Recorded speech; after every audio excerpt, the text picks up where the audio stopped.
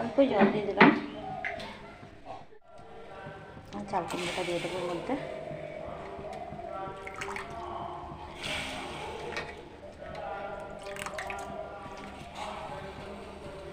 দিয়ে দিলাম।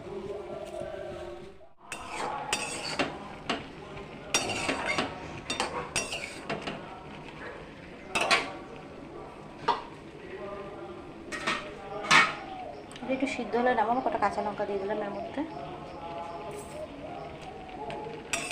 আর একটু সিদ্ধ হবে, সিদ্ধ হয়ে এসেছে। একটু আদা কুচি আর হলুদ দেবো, আর সামান্য একটু